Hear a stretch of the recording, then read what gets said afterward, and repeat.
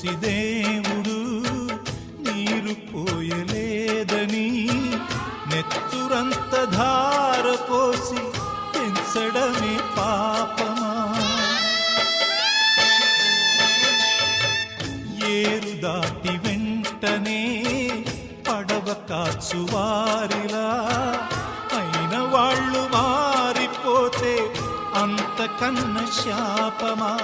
నిన్నే తమ దైవమని కొలిచిన వారేనా యముడై వేధించకని నిను వెలివేసేనా? అనుబంధమింత నేరమాయనా?